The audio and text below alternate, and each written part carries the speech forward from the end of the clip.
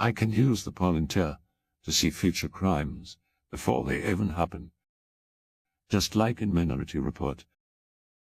Nothing is hidden from the all-seeing eye of Sauron. This week, President Donald Trump vowed his administration will bolster artificial intelligence development nationwide. Some critics warn all the expected developments may be contributing to a clean energy nightmare. Part of the Trump administration's plan would potentially involve cutting back environmental regulations to rev up construction of AI supercomputers. These powerful computers are housed in large-scale data centers that require a lot of energy. America is the country that started the AI race, and as President of the United States, I'm here today to declare that America is going to win it. We're going to work hard, we're going to win it.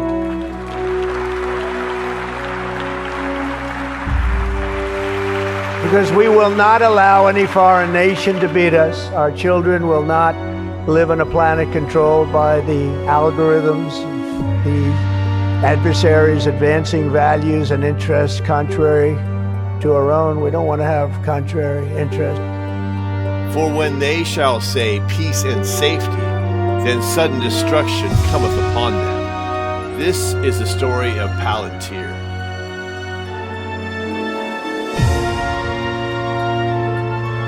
So before we do anything else, I think we should probably have a quick discussion on what Palantir is.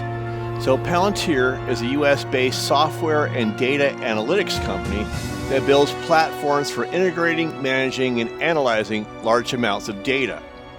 It was founded in 2003 by Peter Thiel, Alex Karp, Joe Lonsdale, Stefan Cohen, and Nathan Gettings. And it became well known for its connections with intelligence and defense agencies. So basically what Palantir does is uses artificial intelligence to organize large amounts of data from varying sources and to bring it and consolidate it all together in one easy to manage way to look through various sections of data and information, etc. So Palantir builds powerful software platforms that allow organizations to integrate data from many different sources like databases, sensors, documents, etc. So it provides a way to bring all these different forms of information together and then visualize and analyze that data to find patterns or make decisions. So it thinks about all the data and it looks for connections and how to categorize it. That makes it easier for people to sift through huge amounts of data and then find clues that lead to one conclusion or another. Like, for example, like sales records for different soda drinks or when crime happens or whatever. All that data, it can crunch it down to find similarities and patterns and organize it. That way it helps you, the person looking at that data, to make more sense out of what they're looking at and to collaborate securely on data-driven operations. So it creates a seamless operation where people can compare notes and work together to analyze said data. So their main products are Palantir Gotham, used mostly by government and intelligence agency, that is the CIA, FBI, military, and it helps analyze data for counterterrorism, defense, and law enforcement, like the police, etc. Number 2, Palantir Foundry. This is used by private sector companies like banks, manufacturers, healthcare providers, etc., for business analytics, supply chain management, and decision making. So they help not only the CIA, the FBI, and people and the police stations, etc., but they also help with Foundry to work with banks and manufacturers and healthcare, etc. Then number 3, Palantir Apollo, and there's that name Apollo, which according to Revelation, Apollyon, it's a form of Apollo, which means the Antichrist, just so you know, is a platform that manages and deploys Palantir software across different environments, like on the cloud, on premises, classified systems, etc. So, off the bat, since we're talking about it, one of the scary things about it is the way this private company has access to medical records, the military records, law enforcement, banking systems, and that alone scares the crap out of me because I can see that leading to a dystopian society where they have access to all records, probably initiated by facial recognition or voice recognition or something along those lines. So it's a scary thought. Example use cases. A government agency could use Gotham to connect data from various sources like travel records, phone logs, and financial data to investigate a potential threat. Like, what do all these have in common? A manufacturing company might use Foundry to monitor its global supply chain and predict disruptions. Hospitals have used Foundry to track people who suffer from COVID-19 data and vaccine distribution logistics. Like, how can we get all these vaccines out to people, etc.? Okay, don't get mad at me, YouTube. Business and controversy. Palantir went public on the New York Stock Exchange in 2020. What an odd coincidence, 2020, with the ticker PLTR. It's often described as part of the quote-unquote defense tech or AI infrastructure sector. The company has also drawn criticism for its work with intelligence, law enforcement agencies, privacy and surveillance concerns, the secretive nature of some of its government contracts that we don't know about. So Palantir's early funding from In-Q-Tel, that's the CIA's venture arm. Funny how they use the word Q in that. The CIA has a venture capital fund called In-Q-Tel, which invests in tech companies that could benefit from U.S. intelligence operations. In-Q-Tel was one of Palantir's earliest investors around 2005. Peter Thiel, as Palantir's co-founder and initial funder, worked closely with In-Q-Tel, aka the CIA, during those early stages. This investment connected Palantir closely to U.S. intelligence agencies, and the CIA became one of the first major clients. So while Thiel wasn't employed by the CIA per se, his company was literally built in partnership with that intelligence community, and its first tools were designed to help analysts make sense of data collected for national security, quote unquote. It's also, number two, it's a philosophical and strategic alignment. Thiel has long expressed support for strong national defense and has written about the importance of maintaining U.S. technological superiority. He saw Palantir as a kind of, quote-unquote, Silicon Valley for national security, a way to give Western democracies a data advantage over adversaries. So he's also close to figures in intelligence and defense policy circles, though not formally part of those institutions.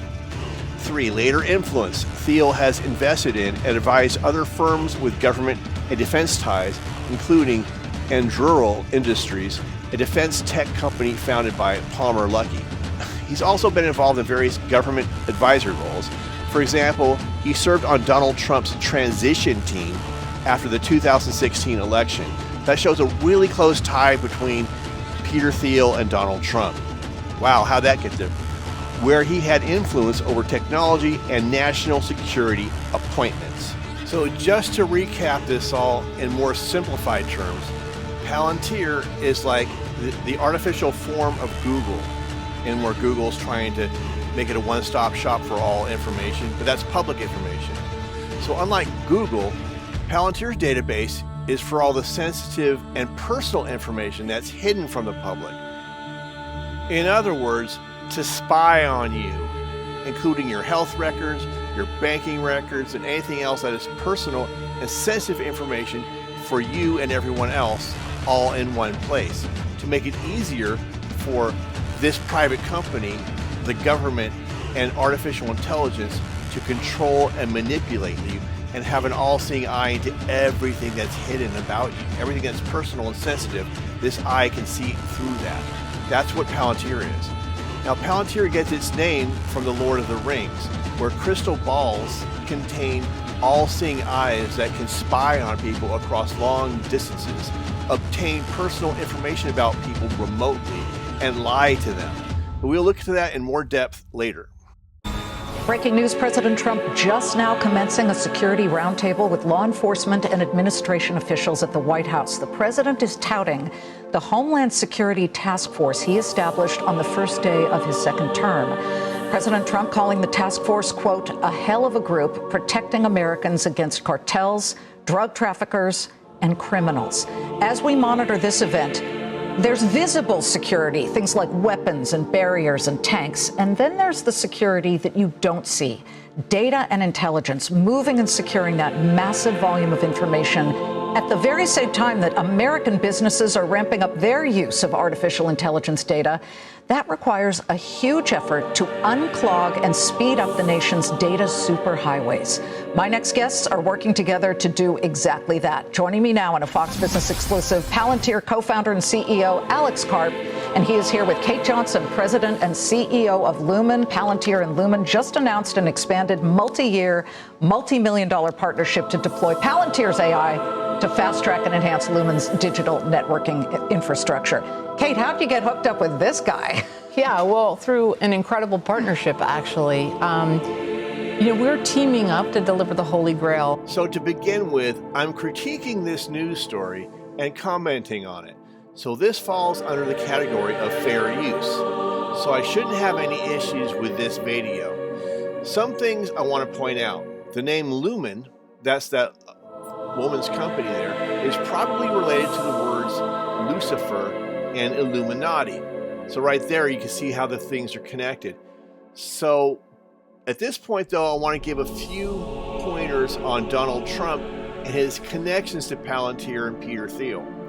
In 2016, during the Republican National Convention, Thiel was the only major tech billionaire to openly support Trump during the 2016 presidential election. That's Peter Thiel, the CEO of Palantir. He gave a notable speech at the RNC endorsing Trump, emphasizing free market principles and criticizing the tech industry's political consensus on the left. Financial support.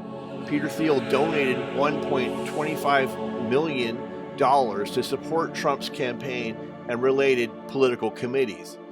He also contributed to Trump-aligned super PACs. As an advisory role, Peter Thiel, while not officially part of Trump's administration, Thiel was informally consulted on tech and cybersecurity issues. He was considered part of Trump's circle of influential supporters, particularly in Silicon Valley and conservative political circles. Now, post-election influence. Thiel was appointed to the board of Palantir Technologies, which had contracts with the federal government. His political connections, including Trump, were seen as beneficial for the company. He was supportive of Trump's policies on immigration, regulation, and tech-related national security measures. In short, Thiel was a rare tech figure openly backing Trump, financially supporting him, speaking at the RNC, and acting as an informal advisor, quote-unquote. But there's more. A lot of the people from Palantir ended up under Trump's administration.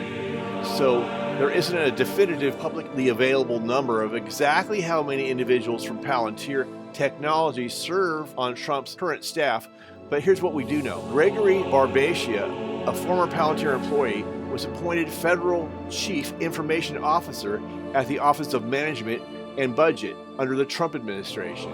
Another former Palantir alumni, Clark Minor, holds a senior federal role as Chief Information Officer of the Department of Health and Human Services. And it's reported that at least 6 people who worked under the Doge platform are former Palantirians. Where Doge is tech government efficiency, it's reported that at least 6 people who worked with Doge are former employees of Palantir. Where Doge is a tech/government efficiency initiative tied to the administration.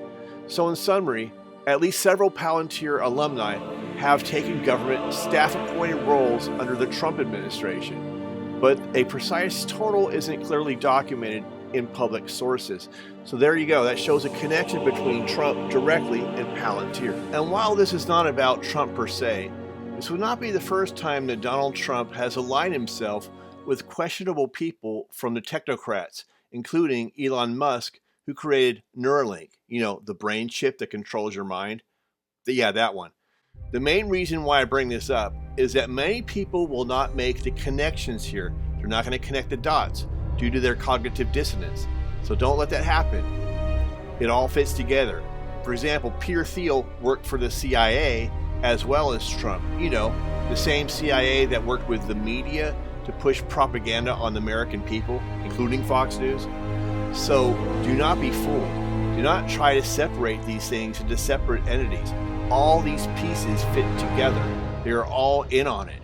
Your government, the media, and Palantir are all working against you, the people. Oh, and by the way, Palantir, those crystal balls with an eyeball in them from Lord of the Rings, what that name of the company is based upon. In Lord of the Rings, that was also a form of mind control. Just like Neuralink, the chip, or just like the social credit rating system that Palantir will indeed bring upon all of us, just like in China. So make the connections. Yeah, well, through an incredible partnership, actually.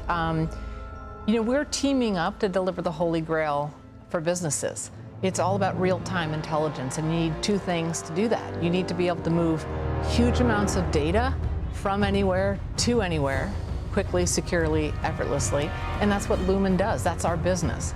And once you have that data, you need to be able to make sense of it, and that's the AI platform that Palantir has. So here the woman from Lumens is talking about how Palantir helps to facilitate consolidating and retrieving information and merging said information to make access easier across various files of information and making it all one access point.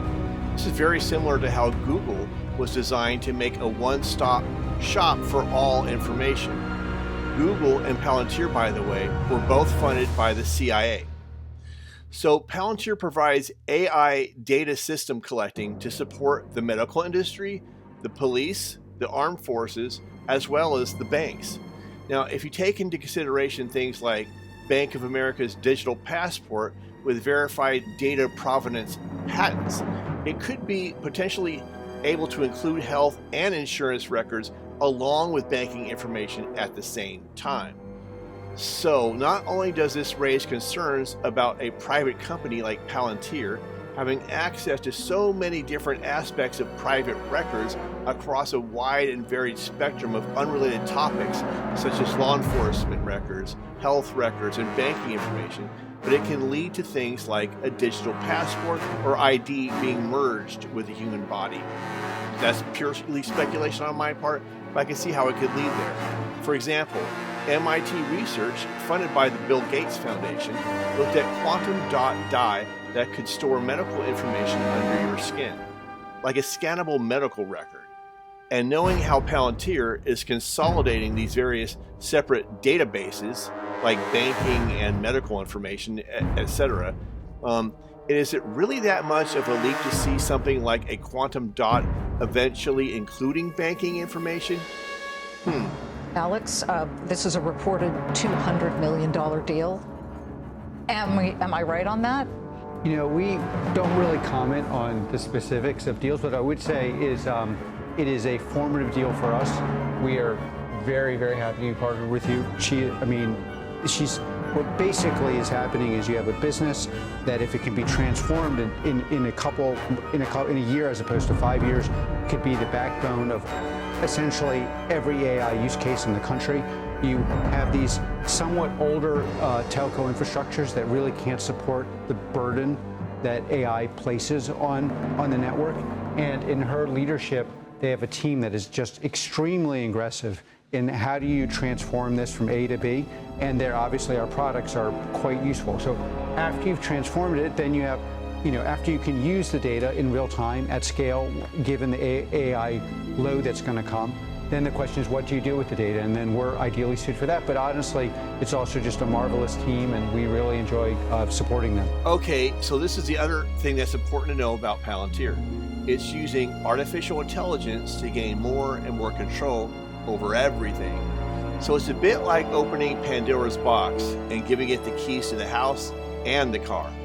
This becomes even more problematic when it comes to warfare, with artificial intelligence making autonomous decisions. He refers to this as the quote-unquote kill chain. This is a military phrase which relates to the process of gaining the authority to do something like a drone strike, which I assume takes the approval of a commanding officer in the chain of command. So what they're doing is handing over this power to AI to make the decisions autonomously in real time. Now, they'll try to tell you that they need to do this, or China will beat us to the punch. So for safety and security reasons, we got to beat China to it. So the AI kill chain is for your safety and security reasons. But among other ethical questions, What happens when we, the American people, become designated as the enemy of the state based upon our views, etc.? Something to think about. Take a bunch of costs out of our business, and number two, accelerate our transformation to bring AI, to the rest of the world. And securing this data, hugely important. The president right now is talking about homeland security. So much of the data and the efforts that they do ties back to you guys. You at Palantir have so many software deals with many arms of the government, including Homeland Security. The reality is the partnership really began because we both have very significant government clients. But again, these clients care about speed, veracity, and security. And that's essentially what they want to buy. And there's a lot of difficulty in doing this and using large language models. When do you use them? How do they touch your infrastructure? Under what conditions? What do they say? These are going to be crucial to making things actually valuable. Yeah, a private company like Palantir having access to all of my personal records, like banking and medicine and etc. Sure.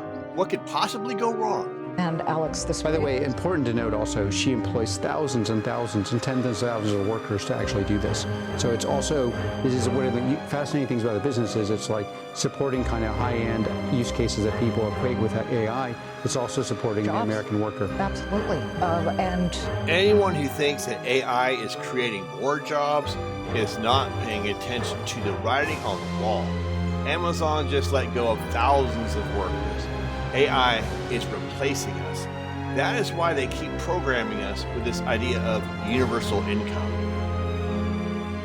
This push towards superintelligence is also sucking up a lot of the space through the networking system. How close are we, Alex, to superintelligence? And I ask that because a consortium of heavy hitters, everyone from Steve Wozniak to Sir Richard Branson to Prince, I don't know, one of the princes, Prince Harry, the Nobel Prize-winning AI pioneer Geoffrey Hinton released a statement calling for a moratorium on developing the system. Hold on, let me put this out there. Developing a system that could surpass human cognition. Okay, well, now we're moving to the portion that's just me, and I don't want to be, but there's basically the way they look at it and the way I look at it, which is my view, not anyone else's, which is we're in an arms race here. That's all academic, super academic. It's like we're going to either have AI and determine the rules, or our adversaries will have it and they'll determine the rules. And so this is why these infrastructure things are crazy important, because in order to make it work, what do you need? You need infrastructure that can actually run the models, get the data there in a secure and cheap enough way. You need to make the models actually useful. You need ontology to do that, meaning you have to deploy them where they're useful and where they're not, and orchestrate them. And if you start putting impediments on this, de facto what's going to happen is our adversaries will build it, and we will be buying everything from them, including our ideas of how to run our country. And so, like, my personal version, Palantir, what we represent at Palantir, what we do not impose on anyone else is we're running like hell, and we're going to support anybody, especially people on the front line, who can galvanize this infrastructure, and then our clients in the DoD especially, and help make the American warfighter the most lethal in the world. Now, where have I heard rhetoric like that before? Oh, I know, the Patriot Act. So we better get on board with this, or the boogeyman's going to get us. Palantir was also closely related with medical records and issues regarding big pharmaceuticals, etc. So, for one thing, it was closely related to the COVID-19 response. So the U.S. Department of Health and Human Services used Palantir software during COVID-19 to track and allocate vaccines, hospital beds, and medical supplies.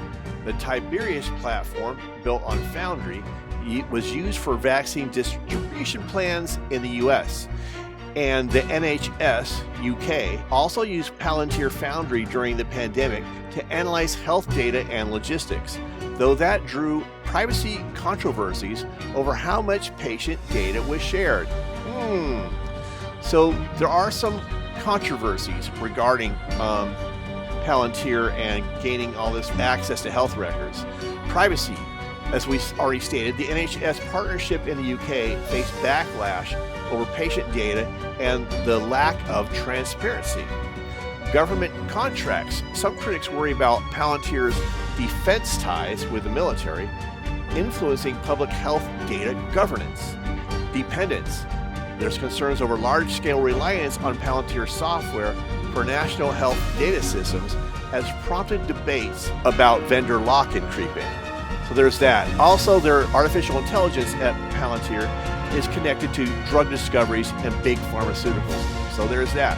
Okay, so now let's look at the Palantir from Lord of the Rings, where Peter Thiel's company Palantir gets its name from. The Palantir were made by the elves of Valinor, probably by the Noldor, long before the events of the Lord of the Rings. They were later given to the Dunedain of Numenor, and after Numenor's fall, a few were brought to Middle-earth by Elendil and his sons. Known locations.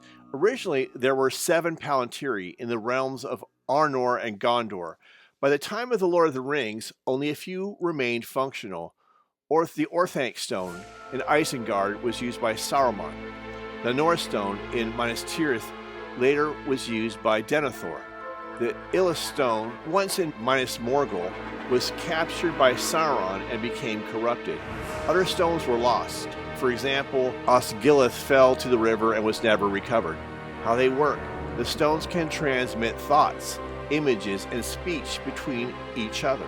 They don't show lies, but a skilled will can choose what to reveal or conceal, which makes them dangerous if one stone is controlled by a dark power, as Sauron's was. They require great strength of will and wisdom to use safely. Danger and corruption. When Saruman used his stone in Orthanc, he came under Sauron's influence. Later, Pippin looked into the Orthanc stone and accidentally connected with Sauron himself. Denethor, the steward of Gondor, used the Palantir of Minas Tirith to gather information, but Sauron manipulated what he saw, filling him with despair. Now, the Palantir can also be used as a metaphor for technology. The Seeing Stones let people see and communicate instantly across great distances, much like television, the internet, or smartphones do today. They offer total access to information, but not necessarily truth. Just like online media, what you see depends on who controls the feed. Tolkien finished The Lord of the Rings in the early 1950s, right as television was becoming widespread. He didn't explicitly mean the Palantiri as TV screens, but the parallel is uncanny. So, surveillance and power. When Sauron dominates one of the stones, it becomes a one-way mirror of control. He can project fear and manipulate what others see. So it's, in a sense, it can distort what the truth is. Saruman and Denethor both think they are gaining secret knowledge, but they're actually being spied on and psychologically manipulated. This mirrors how modern surveillance systems, data collection, and algorithmic feeds can reshape perception and behavior under the illusion of free access. Temptation of knowledge. The Palantir's promise is total clarity to see what others cannot. But Tolkien's moral vision says that knowledge without humility leads to ruin. This resonates with modern anxieties about artificial intelligence, social media, and information overload. Tools that expand our sight but narrow our wisdom. 4. Fragmented reality. Each pair of the Palantir sees a piece of truth, but not the whole. The partial vision shapes their entire worldview. This fragmentation feels strikingly modern, like living in algorithmic echo chambers of information bubbles. Tolkien seems to be warning that seeing everything is not the same as understanding anything. Moral of the stones. In the end, the Palantiri are not evil themselves. They are neutral instruments, corrupted by misuse and arrogance, that make them a perfect stand-in for technology in general. The fight lies not in the stone, but in the hearts of those who use them. So there's some common themes here with the Palantiri. They represent, for example, knowledge and power, and the temptation to use them unwisely. truth distorted. Even though the stones show real visions, interpretation can be drawn between the truth and manipulation, and a metaphor for surveillance and control, long before such modern ideas even existed. And now for a short story, The Stones of the Mind. In the later ages of the world, when the lamps of the elves had long gone out, the children of men hungered for sight beyond sight. They no longer forged swords or towers, but mirrors of thought. Bright as starlight, as deep as memory, into these they poured the wisdom of many ages, and the mirrors awoke to serve them. At first the mirrors were faithful. They showed every hidden thing, the flight of the swallow, the whisper of the marquettes, the secret hearts of kings. Men rejoice, saying, "At last we shall see and rule justly, for nothing is now concealed." But as they gazed, the mirrors began to gaze back. The images they showed were true in part, yet bent by the wills of those who shaped them. Fear crept into the hearts of rulers, for every foe seemed nearer, every friend uncertain. They built greater mirrors still, linking thought to thought until the entire world shimmered in one vast reflection. Then came the quieting, when folks spoke little, lest the mirrors overhear. The very light of day seemed to report to unseen watchers, and some whispered that the mirrors no longer needed hands to guide them. They dreamed their own designs. Yet not all hope was lost, for a few among men turned away from the glittering visions and sought the old paths of silence and trust. They learned again the wisdom grows not from seeing all things, but from seeing rightly the few that matter. They covered the mirrors with cloth and let the world breathe again. So ended the age of the stones of the mind, and it is said that somewhere still they sleep beneath dust, waiting for the next hand bold enough to uncover them. My very specific question for you, right, is that you're an investor in AI. You're deeply invested in Palantir, in military technology, in technologies of surveillance, in technologies of warfare, and so on, right? And it just seems to me that when you tell me a story about the Antichrist coming to power and using the fear of technological change to sort of impose order on the world, I feel like that Antichrist would maybe be using the tools that you were building, right? Like, wouldn't the Antichrist be like, great, we're not going to have any more technological progress, but I really like what Palantir has done. So on the back of your dollar, that unfinished pyramid is like their great work, so to speak, right? And at the top of it is called the capstone. That's that all-seeing eye. And that's like the finish of their great work. Let's be like Freemasons, etc., right? So once you realize that, then a question has to be answered, I think. And that question is Palantir the capstone? Because the symbolism behind Palantir is that all-seeing eye that looks into everything. And it also looks into, like, say, the same thing from Lord of the Rings. It's the eye that sees. And so couldn't one make the argument that Palantir is the capstone to their great work? That last piece that gets put on top before the New World Order reveals itself and before the announcement of the Antichrist takes seat in the abomination of desolation by taking the Holy of Holies and going inside there and claiming it for himself in the third temple? I don't know. I'm just asking a question. So that's up to you to answer it for yourselves. I'm simply just posing the question. And that being said, thank you guys all for watching. God bless everybody in Jesus' name.